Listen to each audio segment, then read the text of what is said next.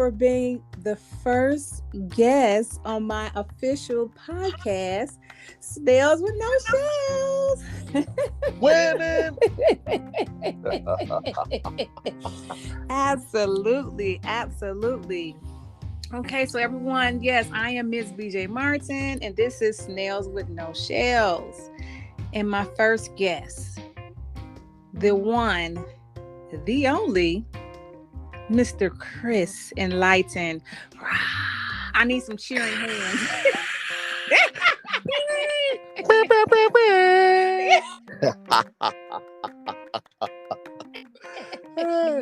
How you doing, sis? Love it. I love it. So, Chris, let me see. Where do we start? Oh my gosh. Tell us a little bit about yourself. Sure, I'm Chris Enlightened. I'm gonna give you a quick rundown about me. I grew up with humble beginnings. Well, most folks say the hood. I usurped my divinity at an early age. I started reading a lot. I started meditating at 6 years old, and that helped me evolve my consciousness at an early age. Made it out the hood, found my wife at 15. We're great friends for 3 years, and we fell in love, had a daughter, been married for 20-some years. We've been together 27 years. We've been married for 25 years. I'm a spiritual teacher. I'm a solar adept. I'm a martial artist. I teach Wing Chun, Kung Fu, and Silat. I'm a public speaker. I'm a 5-time Amazon best-selling author of the books The Enlightened Taught. It's a metaphysical spiritual book that will guaranteed to titillate your frontal lobe. Great poems in that book. Poverty consciousness, wealth consciousness, dissolving your limitations, and consciousness equals choice. You can reach me at my YouTube page, The Enlightened Journey. I help people connect with their ancestors. I help people dissolve poverty consciousness. I help people dissolve all their negative financial karma that's been bequeathed to them from their ancestors by burning ancestor money and things like that. I'm a solar adept. The list goes on and on. I'm a poet. The list goes on and on. Let's go. Yes, he's winning. Winning.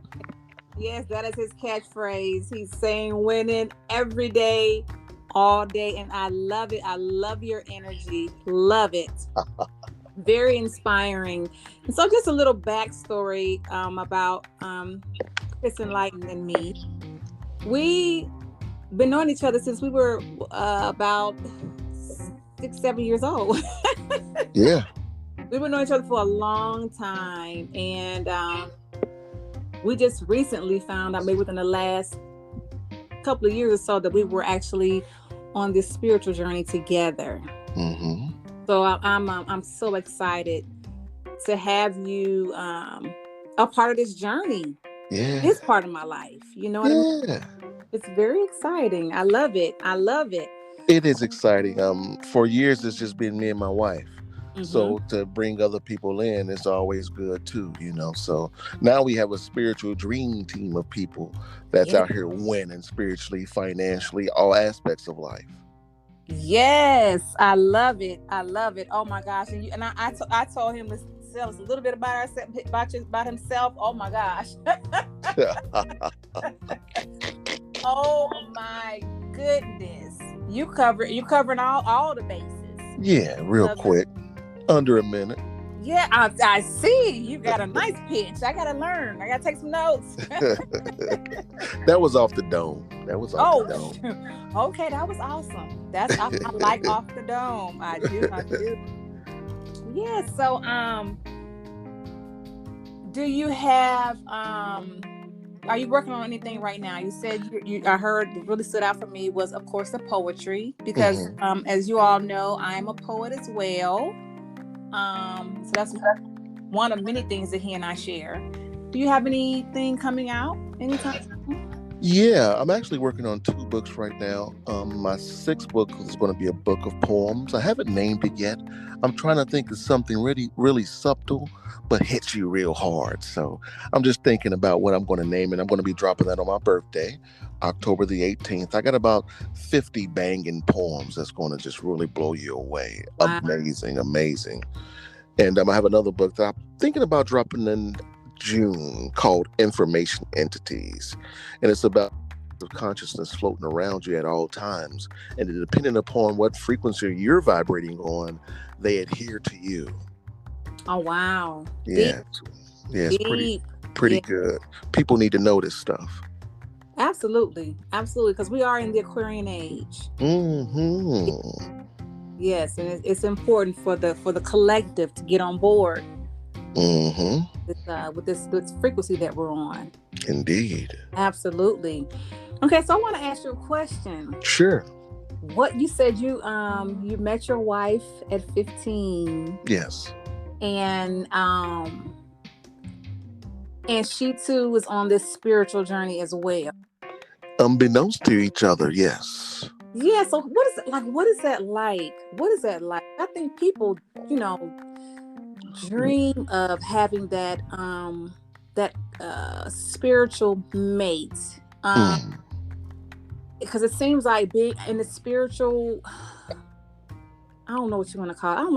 I don't know what you want to call it. Just being on this journey. Yeah. Yeah, it's like it gets lonely. Yeah.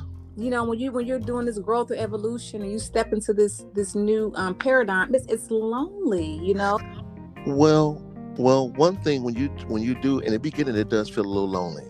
But after a while, you're going to realize that you have so much around you. You're going to feel like you have this team around you at all times. And that lonely feeling will dissolve. So in the beginning, it does feel a little lonely.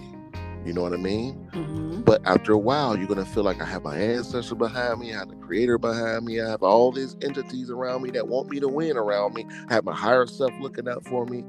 And you won't feel as lonely. Now, on the physical level, you might feel a little lonely still. You know what I'm saying? I'm going to be real with you. If you're going alone. But whenever you tap into this other like subspace domain that these spiritual folks are on, like myself and you realize you got a whole family out there, right in plain sight for years, just waiting for you to come out so they can greet you. Like I'm your family now. This is not the first time we've incarnated and helped each other out. You probably helped me grow spiritually the last time. You know what I'm saying? So we're this everlasting cycle of helping each other. My soul sister, spiritual sister. You know what I'm saying? And then eventually we're going to evolve so we won't even have a need to be here on Earth anymore. So we're helping each other out and we're doing our duty. Yes, absolutely. I love that. I love it. I love it. So, ladies and gentlemen, he's confirmed if you're on this journey, it will feel lonely at first. And that's okay. That's normal. That's a normal feeling for you. Yeah. I think we have to evolve past the need to feel lonely. You know what I mean? And when you feel lonely, you're going to continue to feel lonely until you evolve past that need. You know, it takes some time and practice, but when you have a knowing that there's so many other beings around you, you really feel as if you're with a team. Yes, and that's very important. Very important. So, for you, your experience has been a little different. You've been on this journey with your spiritual mate. What is that like? Time stands still when you're with someone that you really love. Because even though we're aging, we've been together so many years, almost 30 years now, I still see that same essence in her that I seen when I first met her. So it's like we're on a first date infinity. You know what I'm saying? Because we really get each other. You know what I mean? We've had dreams of being in other lives together. You know what I'm saying? Wow. People dream of us, but I just feel as if when you find someone you love and they love you back like you love them, it's a gift from the gods. And when you get a gift like that, you treat it accordingly. You know what I mean? So I treat her as if she's me and she treats me as if I'm her. We have an everlasting oneness, a divine union. You know what I mean? Yeah. So I don't have to worry about all the other craziness that most humans worry about. Because, if you're giving someone your all, it's really hard for them not to give you their all too, unless they don't love you. Yeah. So if you're giving everything to someone and you're fighting for them to love you back, they don't love you.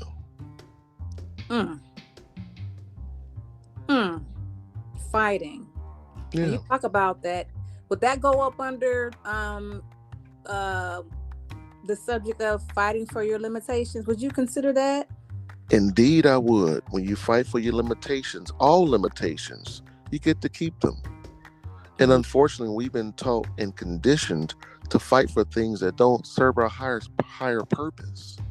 You know, Mm-hmm. you tell someone stop doing this. I would because you tell them stop doing this. If I do that, they always have an excuse. But Mm-hmm. excuse is nothing more than the currency of losers.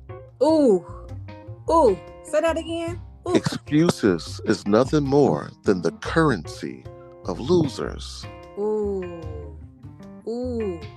We have to stop using vernacular and lexicons that losers use and start using wealthy words, winning words, words filled with joy, words of power. Don't ever speak anything negative about yourself or anything going on. Because when you do that, you create a bridge for those negative forces to find you. Mm. Mm. Wow, that's good stuff. That is good stuff. So I want to ask you, can you give us an example of what's somewhat what limitation might someone be fighting for? Maybe they don't even know that they're doing Sure, it. sure.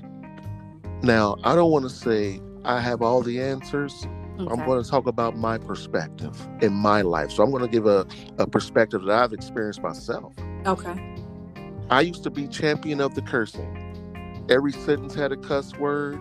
It was a part of me. It was my environment coming up. You had to curse if you grew up in the hood because when you're young, you ain't trying to fight every day. So sometimes you would lower your vernacular and talk negative just to stop people from fighting you all the time. And as I grew up, that became me. And as I moved out the hood, that part of me, that my hood consciousness was still there. And I was getting hood results. I couldn't get right. I wasn't winning. But when I changed my vernacular, it unlocked something within my reality. Now I haven't cursed. I mean, every now and then, if I stump my toe, hurt myself, that comes out because it's in my subconscious mind. I'm not thinking about it, you know. But Mhm. for the most part, I don't curse at all, you know. And my life has changed, Wow. you know, because I realize what curse words are. I feel as if they're the language of demons, and they force you. You unknowingly invoke their energy in your lives. Mm. Wow. But that's just my experience. I've been winning since I stopped cursing, so I'm going to keep titillating myself verbally and keep winning. Absolutely. Absolutely. Hmm. That's interesting. That is very interesting. I think I, more people need to hear that, you know? hmm And you know you hooked when you fight for it to not stop. And I'm not going to do it because Mm-hmm. currency of losers and fighting for your limitations. Give it a shot. It's not going to hurt you. You Right. have to ask yourself, why am I fighting for something that was born for negativity? It wasn't born to make people feel good. Mm. But that's a whole nother radio show. We can talk on that all day. Exactly. But you'll be back. You will be back. Okay, I accept in advance. Yes. Okay. So, okay, so that was just the beginning of the conversation, you guys. Now we're gonna get into the nitty-gritty. The topic for the evening is lying. We're gonna talk about lying. Hmm. Okay, so I guess we'll probably entitle this one "Stop Lying," right? Yeah. So let's dig more into that.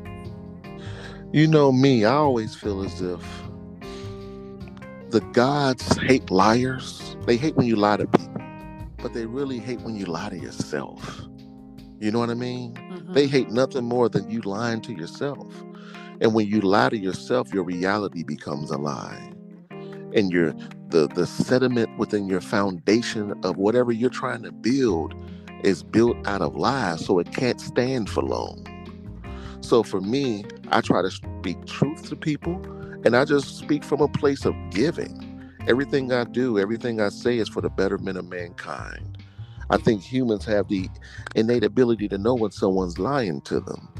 I'm speaking from my own perspective. This isn't parroted information. I'm not reading any of this. This is what I've come out with because I've experienced it. And I think we need to start talking more freely from a place of experience and not a place where someone else has read and they giving you their interpretation in literary form and you eat that and it becomes your truth. You know what I mean? Yes, I do. So I like to live by my know system, the things that I know.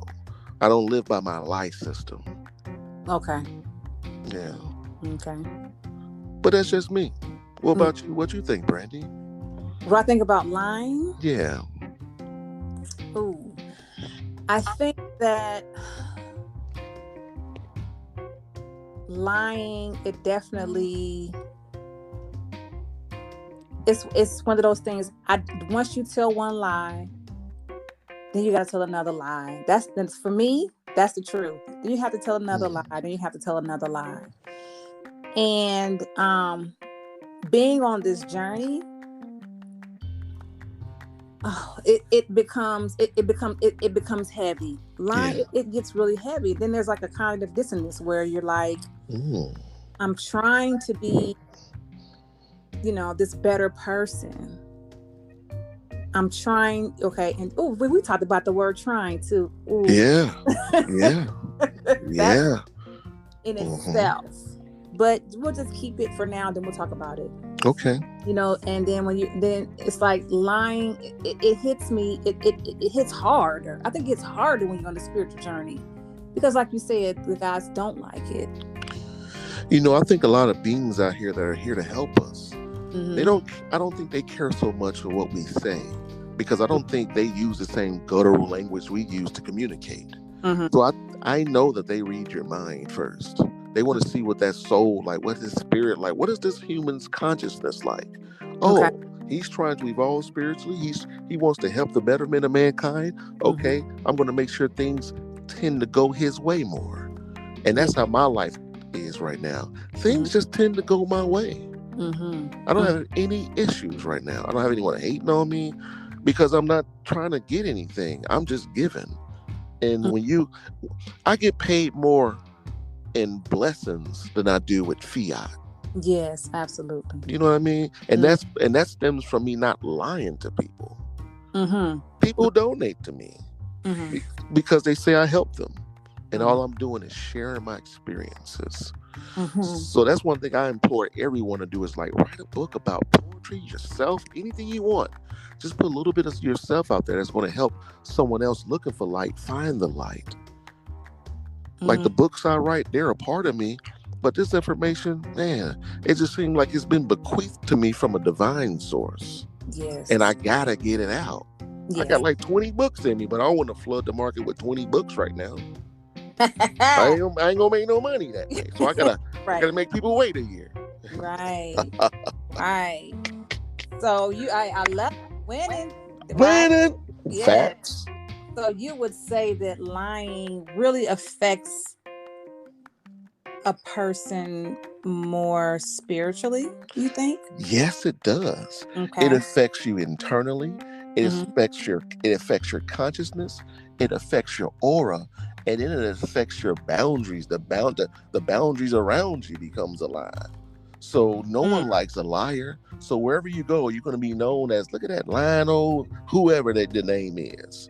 And it's going to lower the vibration. So things are going to go your way. You're going to have to lie just to balance things out, because you become the lies you tell. And so you're the lie. So everything about you is filtered through a mandible of lying, Wow. And every time you lie, you open up your doors for other entities who love to lie to tap into you. Absolutely. To experience the feeling of, I lied to them. And then you become what's called, everyone knows, a pathological liar. Right. That they lie so much, it's like a crackhead. They just have to have the lie. Right. Right. And I do know, even just on like just a mundane level, when you tell someone a lie, you give somebody else an excuse really to lie to you. You know what I'm saying? You lie to the person, someone's gonna come along and lie to you. That's just how it usually works. Yeah. Then people want to get upset. Why you lie? Did you just lie? Mm-hmm. Those. So, but that's deep, on a spiritual level, how it breaks down and then eventually shows up in the physical in these Yeah. ways. I feel as if everything starts on the spiritual level first. Mm-hmm. Because I feel as if spirit moves a lot faster than we do in this human earthly domain. Okay. So that's how I kind of navigate my life. I kind of force, like they call it, manifestation or daydreaming. I try to daydream a lot, at least 10 times a day. If you ain't taking at least 5 to 10 minutes out your day every hour to daydream, start daydreaming more. It's gonna enhance your creativity. It's gonna make you feel good, make you look younger. Mm-hmm. It feels good to the spirit. It's like you're spiritually working out when you daydream and you manifest. People call it manifesting now because it's catchy. But Right. back in the day they called it daydreaming. Mm-hmm. 50 years ago they probably called it something else. But it's the same thing, just in different tongue. Okay. Okay. So, so that I am like an advocate for mental health, awareness, mental health matters. Every Monday I'm chiming in about that. So, how do you think that lying and mental health kind of go hand in hand with each other? Do you think that? Yeah, lying and mental health goes hand in hand together. Mm-hmm. Whenever I consider mental health, someone who has mental health challenges is someone that isn't mentally balanced. And there's different levels of mental health. Someone may seem as if they have everything going great, but they may be secretly abusing someone on the low. That's a mental health issue right there. There may be someone who's straight A student, whatever. They're cutting themselves because they're not happy. So a lot of the mental health issues aren't like evident. A lot of them, people lie to themselves to believe that they are okay because it feels good when they do it.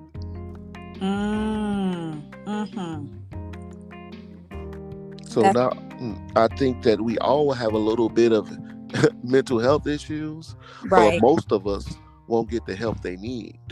Right. And it just grows and it festers. And then it bleeds into everyone else you're around.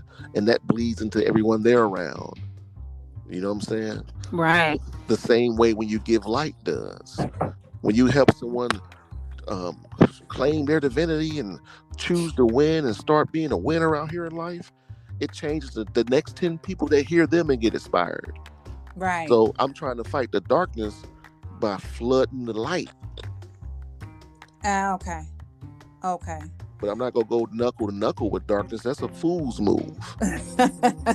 I might win, but I'm going to get scraped up. Right. I'm going to take the cool way. Right. Wow. That's interesting because I do agree with what you're saying. It definitely resonates with me. Definitely. And like I said, this type of information people need to know or to take into consideration, and just really be receptive to what you're saying. I just think that we as humans need to teach other humans that wherever you're at, it's okay. I was either there or I'm going there. There's no one that's perfect. Exactly. There's no one that's perfect. Everyone is insecure about something. It's just that's the culture we live in. We're glammed and programmed to be this perfect specimen, but that perfect specimen has a lot of issues that they're dealing with too. You can't see it because they look appealing, but mentally they may feel inferior. Yes. So everyone has something going on. But who cares about it? That's how I say who cares? Not about the world, but about my shortcomings. I'm going to win anyway. Hey. Every day, y'all, I wake up and I got the same issues most people have. And I say I'm going to win anyway. I gotta convince myself every day to be a winner. Yes. And make it look easy. It seem easy, but I gotta convince myself every day. You winning today, bro. Look at you. Look at you, bro. I love it. Yes. Yeah. Every day. I love it. I love it. Like I said, I love your energy and I love the winning. It's like it is Yes. so very uplifting, very uplifting. Wow. One thing I want the listeners to know and feel and Mhm. work on is developing your will to succeed. Make sure, develop your will to succeed to be stronger than your need to fail. Mm. A lot of people need to do that. Yeah, I may fail, but my will to succeed is so strong, failure doesn't even exist. Failure only starts when you stop. Mm. If you're doing, how are you failing if you're doing? Mm. Yeah. Money doesn't equate to happiness. People who think money gonna make them happy never had money. Mm. Because if you're unhappy without it, you're gonna be unhappy with it. So wherever you are financially right now, give thanks for what you have. Yeah, absolutely. Absolutely. If you're living better than wherever you, even if you're homeless, you're living than most people, better than most people on earth. Yeah. So we Yeah. got a lot to be thankful for over here, and I give thanks every day till it tickles down low. I'm on the Yes. verge of crying almost every day. I don't Yeah. show the world this, but this is who I am behind closed doors, and this will help me win. I do a lot of self work. Yes. So necessary. You have to do that work. You have to. You have to. And so what would you say? What would be a couple of examples that you would give to someone who's listening about what self-work is? You know me, I became a solar adept about 4 years ago. Me and like 198 people around the world, we connect with the sun and got it to respond to us in the sky. And self-work was every day for 6 months, rain, sleet, snow.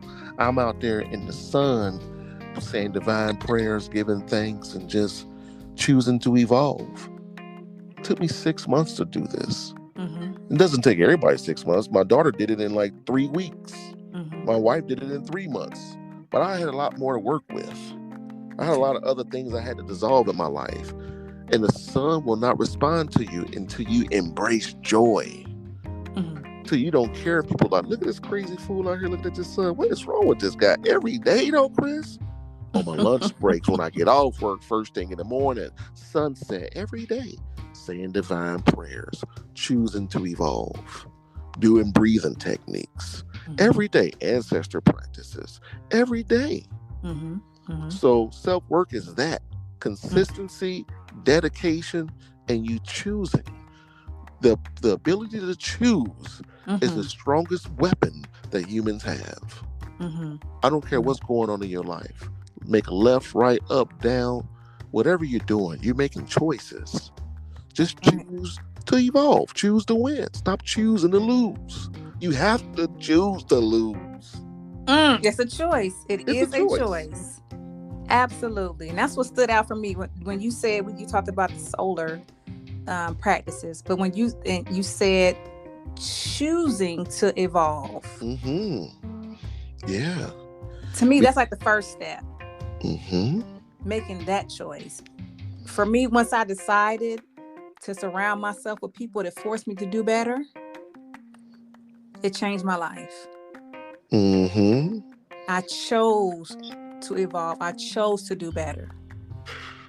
In my book, Wealth Consciousness, I talk about how your 5 closest friends dictate how much money you'll have. You're a percentage of your 5 closest friends' income. Mm-hmm. So do the math. If you're doing better than your 5 closest friends, you're the best of the losers. Ooh. Who wants to be the best of the losers? So me, I had to clean my plate, hurt a lot of people's feelings. But I started to go out and get other friends who are winning financially. Okay, so what do you mean by clean your plate, just to be clear? You know what I mean by clean my plate is take anyone off, like you got a food allergy. You got to take away all foods and slowly, incrementally bring foods back in that you know aren't making you sick. And a lot of people or a lot of friends that are on our plate, we're eating them and it's making us sick and we can't even see it because we're used to it. Mm-hmm. We've been complacent. And when you feel complacent, your reality becomes complacent. It takes more than human effort to win out here. Yes. How many times you tried to win alone? No, no, no, no. You go so far, but these folks out here, millionaires, billionaires, you best believe they're doing other things to win. Mm-hmm. If they wasn't, everybody be a millionaire, billionaire. Right. They doing what you ain't doing. Exactly. Yep. And we know one of those things is rituals. Off the bat. They doing rituals. They're telling you not to, but they doing them. Yeah. Yep. You tell most people you're doing a ritual, they think of, oh, you're in this dark alley with these candles and these, you got this pot with smoke coming out of it. No. Right. And you in a circle of salt. See something it's got a circle. Yeah. It's something you see on TV, right? Yeah. Right. And I mean, brushing your teeth is a ritual. Right. And that's how rituals should be. You don't have to wake up and say, oh, I have to brush my teeth. I got to put the toothpaste on it. Then I got to turn the toothpaste on. And then I put it on. You don't think about it. It becomes you. Exactly. And your teeth get clean because of that ritual. Exactly. Without that ritual, your teeth will be falling out. Exactly. That's all a ritual is. Something that you do every day. Yeah. Without thinking about it. Right. It's just what you do. Wow. Okay, so let's go back to the word try. We talked about that before. Let's talk about this word try. We hear it so much. I try. You try. I tried. For me, when I hear tried, it's like an excuse. Well, I did do a little bit, How do you feel about the word try? I used to have a word try tattooed on my forehead because I was always trying things. Mm-hmm. But now I do things. Okay. And that's just it. I don't even use the word try. Mm-hmm. I use it sometimes when I'm explaining things about other people. But as far as me using it, no, I'm not going to use that word because it's not a winning word. It's not a winning. I tried. No. I did. I am. Mm-hmm. I does that. Whatever type of language you want to use. You know what I'm saying? Right. Anything but try, right? Anything but try. We have to stop using so many low vibratory words of lower power. Mm-hmm. We need to start using words of power. I am. I did. Not I'm going to. It's already done. Absolutely. I'm just physically catching up to what's already been done. And I have heard, like in some cultures, and especially African cultures, the word try does not even exist. Yeah. Doesn't even exist. So why does it exist for us? Another limitation that we fight for. When you have so many limitations that you're fighting for, there's no room to win. So I did a ritual when I first got on my spiritual path. I got a piece of yellow parchment paper. I got some red dragon's blood ink. If you don't have any, use red ink. But I use red dragon blood ink. And I wrote down all the negative aspects of myself that I wanted to dissolve. Okay? And then I got a yellow piece of red dragon blood ink. And I wrote all the positive aspects of myself that I love and what I wanted to enhance. So I burnt all of the unfavorable aspects of myself in a red cauldron, and I kept the other one on my altar because I wanted my ancestors to help me out and help me remind myself of what I need, not what I want, but what I need in my life. And everything that I didn't want, I burnt away, and they burnt out of me. And everything that I wanted is speaking to you today. And that was just something for me. A lot of the spiritual practices that you do, they work. You can call them a spiritual placebo if you want. It doesn't have to be true as long as it gets the desired result. And whatever tool you use to reconstruct the tapestry of your reality, if it works, you're winning. You're winning. Who cares how you got there? You won. Exactly. No one cares about how you got there. They know you're winning. Awesome. So let me ask you a question for the listeners. You mentioned an altar. Of course, I have one. But can you explain to our listeners what an altar is, an ancestor altar? Sure, an ancestor altar to me is a way to give back to your ancestors that's transitioned. A lot of your ancestors are in a place right now. They're in an unfavorable place right now. They need things. And some of your ancestors, if no one in your ancestor altar, I'm sure if no one in your family has an ancestor altar, they're out there suffering.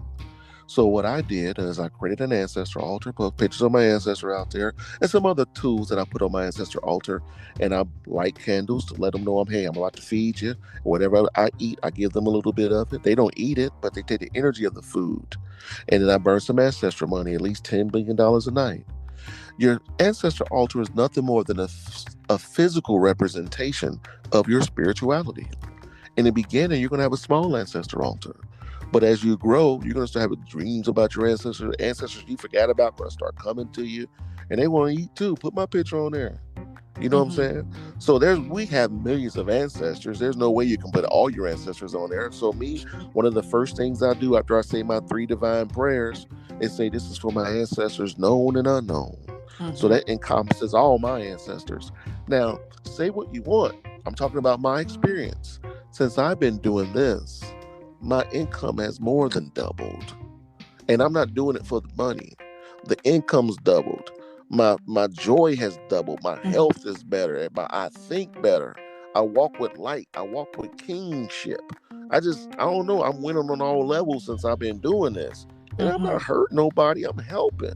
I'm telling my ancestors, I love you, Granny. I miss you.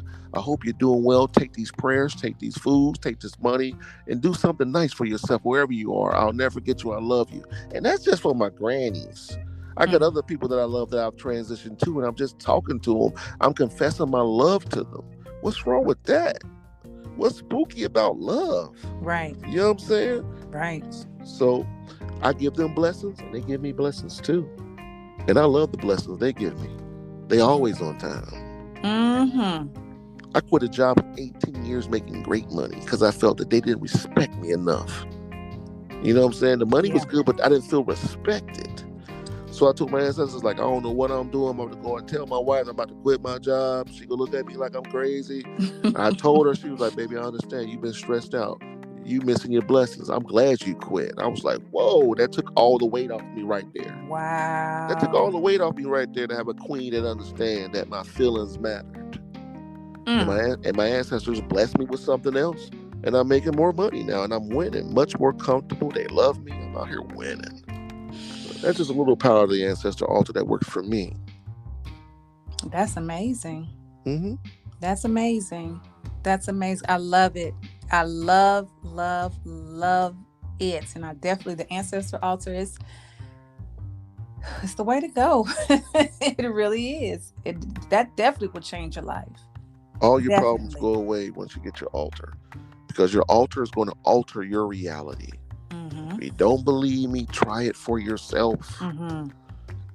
Try it for yourself. Don't just be like, oh, he said it must work. No, try it. Right. We got to stop believing people and start knowing it works. Right. We become slaves to beliefs, but without knowing. And we call beliefs truth. You don't even know. Right. You only know what you've experienced. Right. Start walking down with your know system out here in the streets. Exactly. And that's how I feel. I always say that believing is one thing, but knowing is something totally different. When you know. Knowing is a firm foundation, When you know, and you cannot be moved. You can't be moved. Love it. I love that. I'm about to use that one. You can't be moved when you know. When you know. That's right. There's no debating. There's no toiling when you know. Absolutely no. There is not. Believing is like, it's possible, right? Knowing it is. It is. It is what it is. What it is. And that's it. That's it.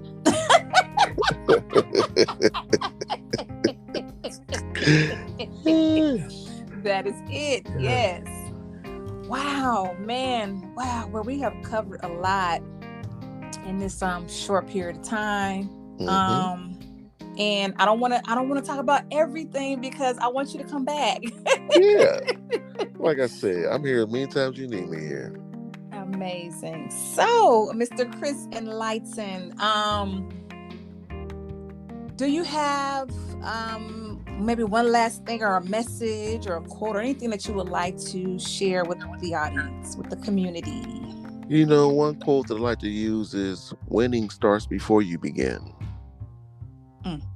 Stop being everyone's flashlight. Stop trying to jump in front of everyone's karma. You can't help anyone until you help yourself. You don't change the world by shaking people on their shoulders saying, hey, you change. You change the world by being the light that you wish you had in your life. You have to be a beacon of light for those searching for light. Stop worrying about the world, what's going on, because it has nothing to do with you. A lot of the things that we see is a reflection of people's karma catching up to them, and that's what we witness. Karma is nothing more than momentum. Whether you do good or bad, it's coming back to get you. It's like your spiritual social security card. You can die, come back, and it's still on you. Oh, God. So, and choose to win. Everything you do, choose to win. If you have to fight to win, you're fighting too hard. Winning comes easy to winners. Stop scraping your knuckles trying to win. Yeah, do more of what you love to do. No one ever got rich doing things they hated. Say that again. No one ever got rich doing things they hate. Doesn't work like that. When you really think about that, it makes total sense. But I'm gonna stop there and save some more for other shows. All right. All right. So, Chris, let us know all of your platforms. Let us know where we can find you. You know, me right now, I'm in my writing phase, so I haven't really been on Instagram and Facebook much, but you can always find me on YouTube on THEE. It's called The Enlightened Journey. THEE Enlightened Journey. You can go out to Amazon and pick up any one of my 5 books. The Enlightened Talk, my Poverty Consciousness, my 3rd book, Wealth Consciousness, my 4th book, Dissolving Your Limitations, and my 5th book, Consciousness Equals Choice. In my book, Poverty Consciousness, I have rituals in there that will help dissolve poverty in your consciousness. And in Wealth Consciousness, I got some rituals in there that'll help you usurp your financial divinity. Yes, y'all better go cop that book. Yeah, I better cop it. Wealth? Man, you better read. That's an easy read too. I'm not making no big, thick 400 pagers. Mine 80 pages and under. Let's go. All right. No excuses. No excuses. Straight to the point. Awesome. Well, again, I would like to thank you for being on my podcast. I'm full of gratitude. Glad to be here. Thank you so much. And we will conclude our show for this evening. I am MsBJMartin, and this is Snails with No Shells. And a quote that I would like to leave you with is, just remember, just like the sun, you are necessary.